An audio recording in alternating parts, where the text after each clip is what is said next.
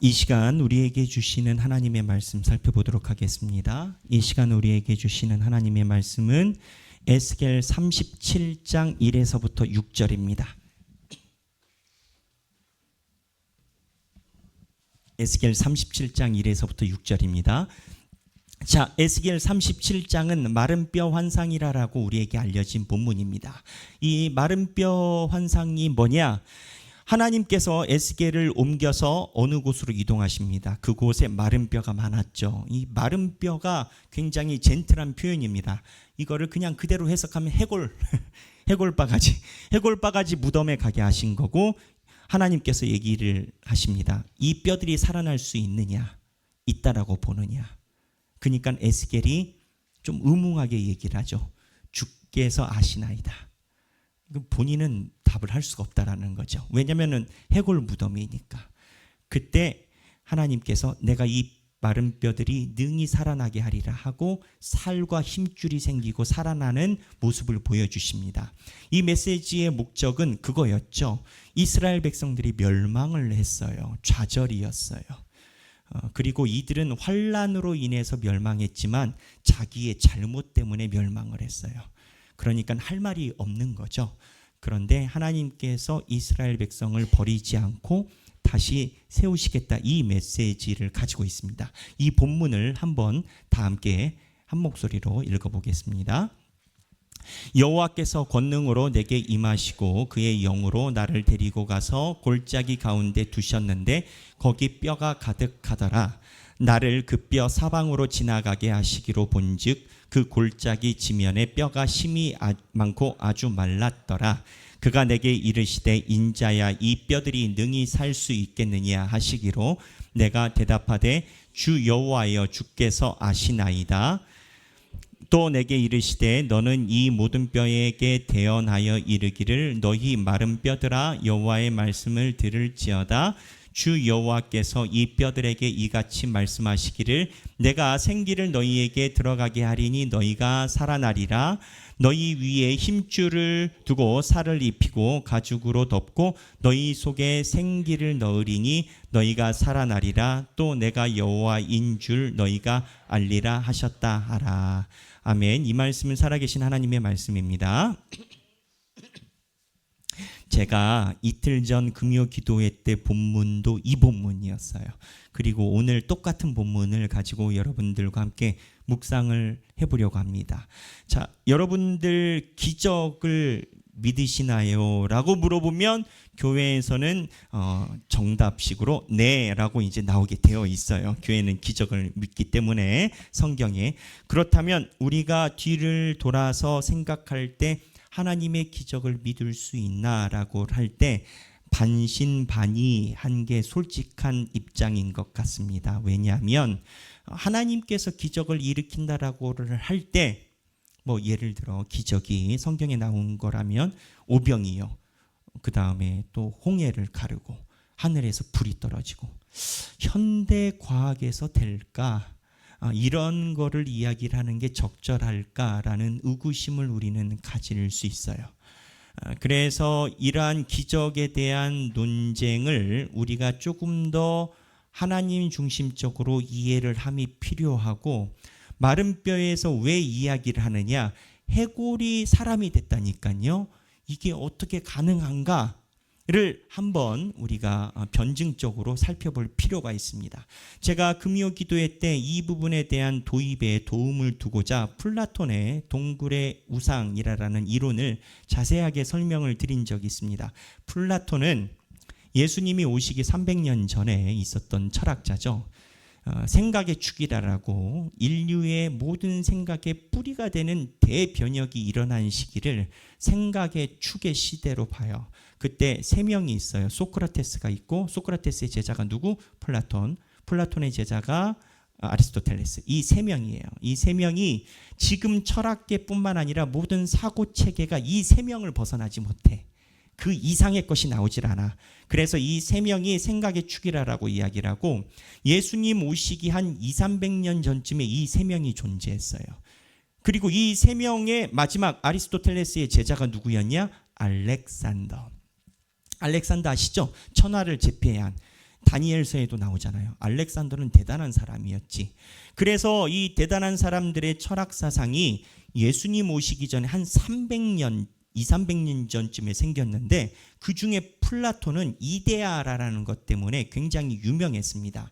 이 이데아는 뭐냐면 모든 사물의 실제적인 근원이 눈에 보이는 데 있지 않고 무언가 이데아라는 보이지 않는 곳에 사물의 뿌리가 있다. 눈에 안 보여요. 안 보이는데 거기에 있다라고 주장한 건 거예요. 예수님이 오시기 전에 이러한 철학자들이 등장한 걸 백영기 목사는 하나님의 자연 신학적, 자연 과학적 예비하심이라고 봐요. 왜냐?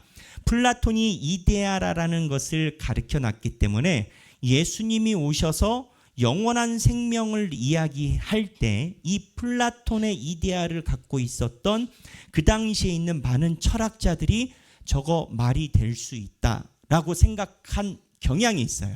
그게 이제 베이직으로 있어요. 그래서 우리가 성경을 보면 이 플라톤의 이데아의 철학 구조와 매우 유사하다라고 평가되는 사람이 누구냐? 바울이고, 바울 다음에는 누구냐? 그 다음에 어거스틴이라는 사람이에요. 어거스틴이라는 사람이 이 이데아의 구조에 매우 유사한 신학 구조를 펼쳤다라고 봤고, 그 다음에 우리가 수요일마다 묵상하는 칼빈의 저서 기독교 강요, 수요일날 묵상하는 칼빈이 또한 이 이데아의 흐름의 구조를 갖고 있다라고 평가를 해요. 그러니까 이 플라톤이라는 사람은 신학을 하는 사람은 다는 아니어도 기본적인 개념은 알고 있어야 돼. 아리스토텔레스는 진료와 형상에 대한 건데 이 아리스토텔레스는 나중에 토마스 아퀴나스에게 영향을 주고 카톨릭의 기본적인 신학 구조에 지대한 영향을 끼칩니다. 그러니까 이게 철학계가 예수님 오시기 전에 한 200년 전쯤에 이러한 그림을 밑작업을 하나님이 그려놓으셨고, 소크라테스는 근원적인 질문이니까 사실은 그렇게 디테일하지 않아요. 소크라테스는 차지하더라도 플라톤하고 아리스토텔레스는 현대 기독교와 중세 고대 기독교의 하나님 나라를 이해하는데 인간들에게 철학적 과학적 기반을 제공한 학문이 됩니다. 그래서 제가 드는 생각이 학문만 잘해도 하나님의 존재에 대한 냄새를 맡을 수 있어. 무언가 다른 세계. 그래서 이 마른뼈 사건을 이 플라톤의 동굴의 우상을 가지고 가능하다라고 제가 금요기도회 때 설명했어요. 그거를 잠깐 짧게 설명하고 그 다음으로 가자면 그림 띄워봐 주시겠습니까? 여기 보면 플라톤은 동굴의 우상이다라는 이론을 이야기를 했어요. 여기 보면 인간이 이렇게 있습니다. 사람이 있는데 이 사람들은 목이 채워져 있고 손과 발이 묶여 있어요. 그래서 앞만 봐야 돼. 이게 인간의 일생이라고 설명을 한 거예요. 근데 앞만 보는데 동굴에 갇혀 있지. 갇혀 있는데 뭘 보느냐? 동굴 벽에 비추어 보이는 그림자만 사람은 보고 사는 거예요. 그래서 플라톤은 이 인간의 인류가 인생을 산다라는 것이 사실은 곧 사라질지도 모르는 그림자와 같은 거를 쳐다보면서 살아간다라고 이야기를 한 거예요. 나름 일리가 있어요. 왜? 시간이 지나면 사라지고 빛이 없어지면 사라지는 게 그림자거든요. 그러니까 허상인 건 거야. 그래서 이 사람들이 동굴의 벽만 쳐다보고 바라보는데 이 그림자는 사실 이 벽 뒤에 있는 이 존재를 알 수 없는 존재들이 무언가 실제적인 물건을 가지고 빛 앞을 왔다 갔다 해. 여기에서 그림자가 투영이 되는 거예요. 그 빛은 어디에서 왔냐? 동굴 안에 모닥불이 있어요. 이 모닥불도 사실은 실체가 아닌 건 거예요. 이 모닥불도 빛의 실체는 아니라 자연적으로 그냥 생겨난 빛인 건 거야. 이렇게 인류는 죽을 때까지 이 벽면에 있는 그림자만 보고 살아간다라는 거죠. 그런데 어느 날 희한한 인간 하나가 태어났어.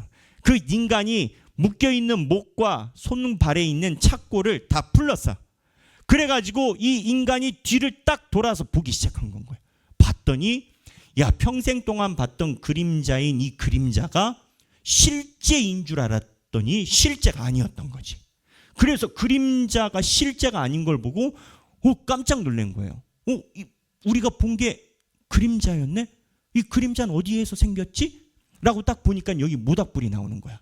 그래서 이 사람이 모닥불까지 가봤어요. 근데 모닥불에 가까이 갔더니 모닥불보다 더 밝은 빛이 동굴 밖에서 들어오는 거야. 이게 뭐지? 그래서 동굴 밖으로 나가봤어. 그랬더니 태양이 보이는 거예요. 그 태양을 보는데 너무 눈이 부시는 거야. 그때 사람이 알았던 거지. 아, 우리가 이제껏 본 거는 허상이구나. 이 태양이 모든 것의 시작이구나. 태양과 비슷한 빛에 의해서 비춰진 게 동굴에 투사된 거를 우리는 보면서 살았구나. 이게 기독교와 어떻게 연계가 되느냐? 이거는 인간 맞아요. 맞고, 태양은 누구겠어요? 당연히 하나님, 예수 그리스도죠. 하나님을 보고 온 사람은 이 땅에 있는 사람의 모든 것이 그림자인 것을 알게 되는 거죠. 그래서 우리 기독교가 이야기라는 하나님 나라와 이 땅과의 차별성을 설명하기에 정말 잘 들어맞는 비유인 건 거예요. 이 플라톤은 이 얘기를 왜 했냐? 플라톤은 예수를 믿냐? 모르죠. 하나님 아니야? 모르지. 이 사람은 이거를 철학, 인간의 깨달음이라고 이야기를 한 건 거예요. 근데 기독교는요. 그래, 깨닫는 거 동의. 근데 누구에 의해서 깨달아야 되느냐? 하나님에 의해서 깨달아야 진짜 깨닫는 거거든. 그래서 이제 플라톤이 나가가지고 밖에 있는 빛을 본 인간이 그 다음 또 재밌는데 들어왔어요. 들어오면 동굴 안에 들어오면 어떤 현상이 나타나느냐? 밝은 데 있다가 갑자기 어두운 데 들어오면 어떻게 됩니까? 안 보여. 깜깜해. 눈이 시력을 찾는데 시간이 걸려. 근데 동굴 밖에서 너무 밝은 빛을 봤으니까 시력이 제대로 돌아오지 않아. 그래서 이 사람이 들어와 가지고 쇠사슬에 묶인 사람들에게 설명을 해. 야, 나갔더니 빛이 있더라. 이 사람들은 안 봤으니까 모르지. 그러면서 안 되겠다. 얘네들에게 이 그림자를 설명해야 되겠다. 그래서 그림자를 막 설명을 해요. 이 그림자가 이렇고 우리가 보는 것이 그림자고 라고 이야기를 해. 그런데 문제점이 생겨요. 한번 빛을 보고 나온 이 사람은 그림자를 설명하는 능력이 현저히 떨어져 버려요. 왜? 눈이 잘 안 보이니까. 빛을 보고 와서. 그러니까 어떤 현상이 나타나느냐? 여기에 묶여있는 사람들이 신뢰도가 떨어지는 거야. 야, 쟤 쇠사슬 풀고 나갔다 오더니 좀 갔다. 이상하다. 그래서 이데아를 보고 온 사람을 마치 이단아 취급하기 시작해요. 플라톤은 이 얘기를 왜 하느냐? 철학자의 인생이 이렇다라는 걸로 이야기를 해요. 철학자들이 자기가 깨달음을 일반인들에게 가르침이 그 사람들에게 이단자처럼 보이는 외로운 길이다라고 얘기를 해. 근데 기독교는 어떻게 설명하겠어요? 예수 그리스도를 만났어요. 하나님을 알게 됐어요. 특징이 뭔 줄 아세요? 눈에 안 보이는 것을 믿는데, 눈에 안 보이는데 보인대, 그거를 믿고 경배한데, 이거를 일반적인 사람들에게 이 설명을 하면 이해가 되냐고. 그러니까는 신앙인들이 와서 눈에 보이지 않는 것을 말할 때 일반 사람들이 신앙인들을 배타해. 얘 이상하다. 바울이 가는 데마다 들었던 이야기가 뭐냐? 성을 소란하게 하는 자. 바울이 가면 시끄러 죽겠다라는 거예요. 우리 잘 알아야 됩니다. 제가 목자 모임 때 잘 이야기를 하는데 복음도 시끄러워요. 누룩도 시끄러워요. 차이는 뭐냐? 하나님의 말씀이냐 아니냐의 차이인 건 거예요. 그 바울이 가는 데마다 받았던 질문이 소동하는 자거든요. 바울이 소동하는 자거든요. 왜? 이 구조에서 하나님의 섭리를 이야기함이 사람들에게 이해가 안 되는 거예요. 이 얘기와 마른 뼈가 무슨 상관이 있냐? 여러분, 마른 뼈는요, 이 현실에 있는 건 그림자일 뿐이에요. 그래서 하나님께서 빛에 있는 실제적인 본질을 바꾸면 그림자가 바뀌는 건 일도 아니에요. 모든 것의 그림자의 주도권은, 그림자의 결정권은 그림자 세계에 있지 않아요. 빛의 세계에 있지. 그래서 이 동굴의 비유가 마른 뼈 환상과 대차될 수 있는 포인트가 뭐냐? 이 땅에 있는 마른 뼈와 해골 바가지가 이 땅에 있는 힘에 의해서 결정되는 게 아니라 이데아에 있는 빛에서 결정이 된다라는 거예요. 이게 금요 기도회 때 우리가 나눈 말씀이고 부차적인 얘기를 더 많이 했거든요. 근데 여기서 하나 더 나가야 돼요. 자, 이거는 풀립이 좀 바뀌는 겁니다. 잘 보세요. 이미지 한번 띄워봐 주세요. 네. 자, 여러분 이게 뭡니까? 장미. 아, 장미 나왔어요. 또 이게 뭡니까? 꽃. 꽃 나왔어요. 저는 오늘 아침까지만 해도 이거를 튤립이다라고 생각했어요. 이 튤립 아니래요. 튤립 아닌가? 장미래, 장미. 장미. 나중에 가서 한번 보려고. 난 튤립. 하여튼 장미래요. 장미. 근데 이 장미가 생각해 보세요. 사람들은 지금 꽃이 나오고 장미가 나왔어요. 근데 플라톤은 이거를 어떻게 이야기를 하느냐? 여기에 꽃은 없다라는 거예요. 장미가 있지. 꽃이 어딨냐라는 거예요. 무슨 얘기냐? 우리의 언어 중에는 우리가 가지고 있는 관념이 있고 그 관념에 의해서 형성된 하위 구조인 실제적인 워딩이 있어요. 그게 장미인 거예요. 인간의 언어 구조는 사실은 자기네들이 증명하지 못하는 관념에 의해서 현실적 언어가 구성이 된다는 거예요. 이데아에서 관념을 가지고 있고 이데아에서 우리가 인식하는 인식이 생긴다는 거예요. 이게 아까 무슨 색이냐라고 제가 물어볼 때 뭐 장미니까 빨간색, 분홍색 이런 얘기가 나오겠죠. 저는 예전부터 그 생각을 했는데 비트겐슈타인이 그 얘기를 해요. 빨간색은 왜 빨간색이라고 부르냐라는 거예요. 언어학자거든요. 빨간색을 왜 빨간색이라고 부르냐. 노란색은 왜 노란색이라고 부르냐라는 거예요. 이에 대한 답을 플라톤은 뭐라고 이야기를 할 가능성이 높냐면 빨간색이 빨간색인 거는 사람들이 명명해서가 아니야. 관념에서 이데아에서 빨간색이라고 이미 정의가 내려졌기 때문에 사람들은 자기가 인지가 있든 없든 간에 빨간색을 빨간색으로 그림자를 말하게 돼 있다는 거예요. 이게 플라톤이 이야기를 하는 이데아, 하나님 나라에 있는 모든 것이 정보, 인포메이션을 갖고 있다라는 관념론이에요. 근데 여기서 하나 더 나가서 우리가 살아가는 현실 세계를 몇 차원이라고 얘기를 합니까? 1차원, 2차원, 3차원, 4차원 몇 차원이라고 합니까? 3차원이라고 얘기를 하죠. 3차원의 특징은 면이 한 개가 있고 두 개가 있을 때 뭐가 나와요? 공간이 나오죠. 우리는 3차원 속의 공간을 살아가요. 4차원은요. 인간은 4차원을 경험할 수가 없어요. 4차원이 있나 없나? 있죠. 우주는요. 실제적으로 천체 물리학자에 의하면 우주는 11차원까지 우리가 밝혀내고 있어요. 우주는 11차원까지 있다라고 봐요. 그러면 인간은 3차원이거든요. 우리가 가끔 3차원을 넘어가는 행동을 할 때 뭐라고 이야기를 합니까? 쟤는 4차원이다. 3차원의 행동을 넘어갈 때 4차원인 건 거야. 그게 뭐냐라고 하면 이것도 일종의 관념인 건 거야. 말하지 않아도 그게 누군지 무슨 행동인지 다 알아. 그게 어디서 왔냐? 이데아에서 오는 거예요. 그런데 이제 제가 이야기를 하고 싶은 건 3차원 보세요.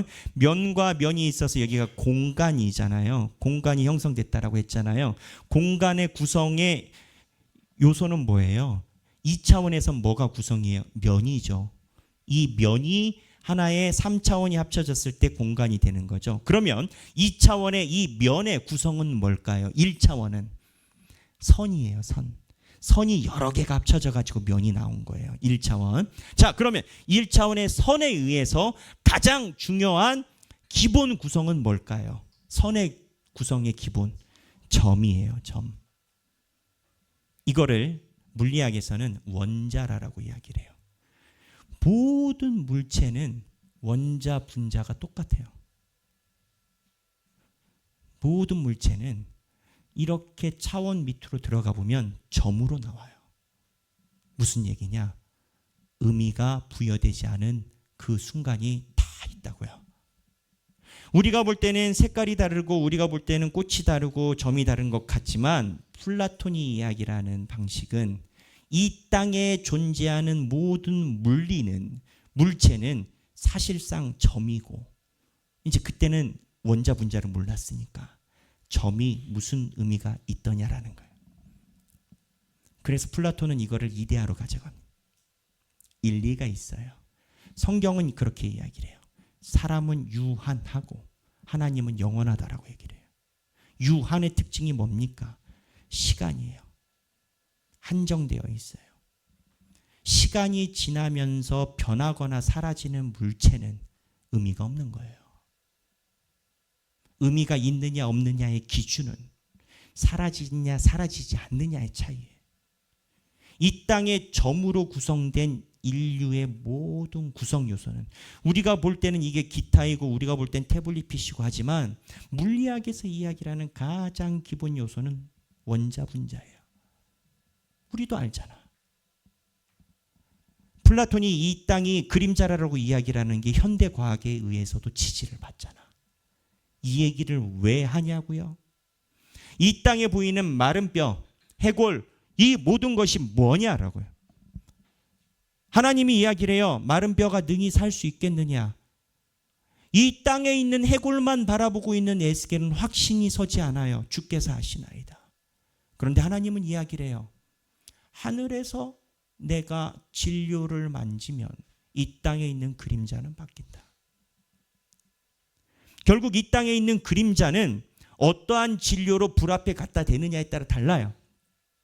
하늘에서 하나님께서 진료를 바꾸면 이 땅의 구성 요소도 바뀌는 건가요? 성경에 이와 같은 유비가 있습니다. 교회론이라고 이야기를 하는 마태복음 18장인데요. 마태복음 18장에 하나님께서 이 이원적 구조로 교회의 역할에 대해서 설명을 하는 건 거예요. 이전에는 이 18장 18절 이전에는 교회에서 이제 7이 범죄한 사람들에게 대해서 어떻게 대하느냐에 대한 문제인데 다 함께 읽어보겠습니다. 진실로 너희에게 이르노니 무엇이든지 너희가 땅에서 매면 하늘에서도 매일 것이요 무엇이든지 땅에서 풀면 하늘에서도 풀리리라. 19절 진실로 다시 너희에게 이르노니 너희 중에 두 사람이 땅에서 합심하며 무엇이든지 구하면 하늘에 계신 내 아버지께서 그들을 위하여 이루게 하시리라. 20절 두세 사람이 내 이름으로 모인 곳에는 나도 그들 중에 있느니라. 자 18절 다시 볼게요. 자 이게 무슨 뜻이냐. 구조가 땅과 하늘이에요. 땅에서 매면 하늘에서도 매인데요. 이게 플라톤의 입장에서는 안 맞는 거예요. 이 땅에 있는 원자를 묶는다고 이데아가 바뀐다고 안 맞는 거예요. 근데 하나님은 플라톤 안에 계시지 않아요. 플라톤이 기독교에 많은 기여를 했지만 다 같진 않아요. 이건 차지하고 플라톤이 말한 구조에 의하면은 하나님이 이 땅에서 너희들이 매면 묶는다라는 거예요. 두세 사람이 모여서 하나님의 이름, 이게 교회론의 출발인데 교회가 이 땅에서 하나님의 것을 묶어버리면 하늘에서도 하나님이 묶어준다라는 거예요. 이 땅에서 풀면 하늘에서도 풀린다라는 거예요. 무슨 얘기냐? 우리가 원자 분자일지 모르겠지만 의미가 없는 그림자일지 모르겠지만 하나님의 자녀에게는 너희가 이 땅에서 너희가 교회의 이름으로 하나님 앞에 구하면 내가 땅에서 이데아에서 허상을 진상으로 바꿔서 실체로 너희들에게 주겠다라는 말씀. 기적이 없냐고요? 하늘에서 원자 분자의 구성 배열을 바꾸시면 기적이 생기지. 물이 변하여 포도주 된다고요? 가능해요. 물에 있는 원자 구성 요소를 포도주와 비슷하게 원자 구성 요소를 하나님이 하늘에서 바꾸시면 바꾸겠지. 베드로가 어떻게 바다 위를 걷느냐고요? 여러분 콘크리트나 바다에 있는 물질이나 기본 요소 들어가면 점이고 점 밑으로 가면 원자 분자 똑같아요. 하나님이 구성 요소 바꾸시면 바다로 보일지라도 걸으면 걷는 거예요. 하나님께서 홍해 앞에서 어떻게 바꾸냐고요? 하나님이 가르신다. 어떻게 가르쳐요?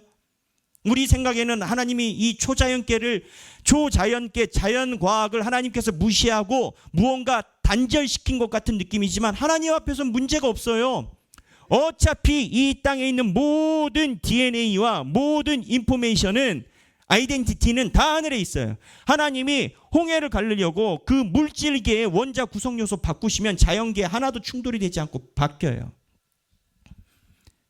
그 기적이 어떻게 가능하냐? 구약 시대에는 하나님이 결정하셔서 내렸어요. 근데 예수 그리스도가 오고 난 다음에 너희가 땅에서 기도하면 내가 그대로 받아줄 것이요. 매면 메어줄 것이요. 풀면 풀어주시다라고요. 하나님께 기도하고 간구하는 게 그 루트와 섭리를 가지고 있는 거예요. 여러분, 삶의 좌절과 힘듦과 고통 속에 우리는 언제나 노출이 되어 있어요.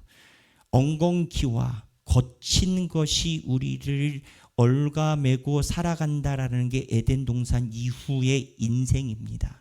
인생 중에 자기가 공고함을 경험하지 않은 인생이 있으면 나와보라라고 해요. 우리가 이재용 회장이나 이런 사람들 굉장히 부러워하지만 저는 몰랐어요. 이재용 회장이 자기가 사랑하는 아내랑 같이 살지 못하더라고요. 평가가 그래요. 사랑했다는 이유는 여러분들이 알겠으나 제가 하고 싶은 포인트는 뭐냐? 여러분, 우리의 인생은 이 땅에서 엉겅퀴와 가시나무와 함께 가는 것이 에덴 동산 이후에 이미 예견된 인생이에요. 근데 하나님이 우리를 버리지 않으세요. 내가 힘들고 아프고 고난에 당하고 좌절에 있더라도 내 자녀가 이 땅에서 나를 위해서 기도하면 하늘에서 이데아를 만져서 이 땅에 있는 섭리를 바꾸시겠다는 거예요. 그게 하나님의 교회 교인들, 주님의 교인들의 특권이에요. 근데 이러한 특권을 하나님께서 묶어놓으셨어요. 두세 사람 이름이 모인 거. 이게 교회의 출발이고 교회에서 함께 기도할 때 그러한 역사를 보여주신다는 거예요. 저는 너무 위급한 교인들의 기도 제목이 들어오거나 할 때 몇 번 교인들에게 공개적으로 이야기를 해서 기도해 본 경험이 있어요. 교인들과 함께. 여러분, 그 순간에 하나님이 살리시고 피하게 하셨어요. 못 믿겠다고요? 플라톤이나 물리학을 믿으면서 그거의 주관자인 하나님을 못 믿는 건 또 무엇입니까? 저는 마른 뼈가 살아나서 인간의 살과 육체가 된다라는 이 성경의 진리를 100% 믿어요. 하나님이 하신다면 해요. 하나님이 시간을 창조했고 물리를 만들었고 물리의 모든 구성 요소는 주님의 손 안에서 탄생이 된 거예요. 아니, 우리가 예배 전 불렀던 찬양, 그 가사에 보면 그래요. 나는 믿네. 내 앞에 바다가 갈라지지 않으면 주가 나로 바다 위를 걷게 하리. 홍해 앞에서 하나님께서 바다를 가르지 않으셨다면 주께서 내가 주께 기도를 할 때 이 바다가 콘크리트가 되든지 널판지가 되든지 주께서 허락하시면 내가 분명히 그 바다 위를 걷게 한다는 거예요. 예수 왜 믿으세요? 왜 믿어야 돼요? 하나님 왜 믿어야 돼요? 이 땅에 보이는 모든 삶의 질고와 현상은 하나님의 품 안에서 투영된 것뿐입니다. 허상이. 그런데 하나님 없이 이 상에 있는 이 현실에 있는 질고를 갖고 씨름을 하다 보면 절대 이데아 동굴밖에 빛을 만나지 못합니다. 역설이에요. 우리가 사는 삶에 집중하는 자는 답을 찾지 못해. 우리가 사는 삶에 답을 얻으려면 하나님을 바라봐야 됩니다. 많은 고민이 있습니다. 재정적인 것. 왜 10년 전에도 힘들었는데 지금도 힘든지. 건강의 문제. 분명히 건강했는데 나도 모르는 문제. 관계의 문제. 가족의 문제. 하나님이 지속적으로 이야기를 하시지만 내 안에서 해결되지 않는 문제. 원인이 뭘까요? 하나님께 온전히 기도하지 않고 맡기지 않았어요. 하나님께 온전히 기도하고 맡기는 자는 성경 말씀대로 너희가 땅에서 매면 하늘에서도 매일 것이요 땅에서 풀면 하늘에서도 풀린다라고 하셨어요. 이 말씀이 여러분들에게 복음이 되어 여러분들 삶에 있는 마른 뼈가 생기를 얻어 소생하기를 주님의 이름으로 축원합니다. 우리 이 시간에 다 함께 찬양하기를 원합니다. 나는 믿네라는 찬양입니다. 내게 허락하신 시련을 통해 나의 믿음이 더욱 강하게 자라나고 시련을 통해서예요. 가시와 엉겅퀴를 하나님이 에덴 동산 위에 존재하게 하셨는데, 하나님께서 가시와 엉겅퀴가 우리를 죽이게 하신 게 아니라 역설적으로 이게 더욱더 하나님의 자녀로 강하게 만드신 섭리의 반전인 건 거예요. 그 시련을 시련대로 그대로 두시고 더 시련을 강하게 하사 시련이 신경이 쓰이지 않게 하시는 거예요. 내가 겪는 시험이 어렵고 힘겨워도 내 주님보다 크지 않네. 당연하죠. 시험은 이 땅에 있는 애통함과 곡함은 요한계시록에 보면 마지막 날에 애통함과 곡함이 더 이상 있지 아니하더라라고 얘기를 해요. 우리가 가지고 있는 절망이 요한계시록 견지에 의하면 대단해 보이지만 시간이라는 것이 하나님 나라에서 다 소멸이 되고 주님의 나라에 들어갔을 때 이 땅 시간 안에 있는 엉겅퀴와 가시는 존재하지를 않아요. 하나님의 밑에 있는 지나가는 흔적도 없는 것일 뿐이에요. 그런데 우리는 그거에 붙잡아서 영생을 가진 자가 죽을 것처럼 곡소리를 낸다라는 거예요. 하나님 입장에서 보실 때 얼마나 서운하시겠어요. 너희가 거기에서 죽는다라고 생각하느냐. 나는 너에게 영원한 생명을 줬는데 내 앞에 바다가 갈라지지 않으면 주가 나로 바다 위를 걷게 하리. 주의 능력으로 내 삶 새롭게 되리. 우리 찬양하고 하나님께 기도하는 시간 갖도록 하겠습니다.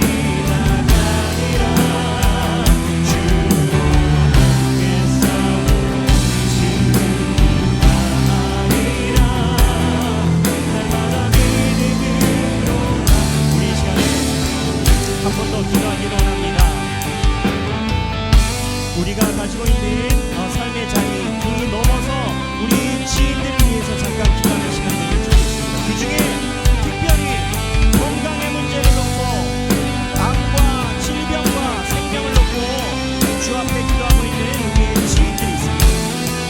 우리의 교우들을 위해서 하나님의 말씀대로 그세 사람이 온 곳에 내가 함께하고 내가 그들의 기도를 듣다고 하셨으니 우리의 성도들의 치유와 하나님 앞에서 만지심을 간구하며 다 함께 그 성도를 생각하며 신봉 기도하겠습니다. 기도하시겠습니다. 하나님 아버지 주여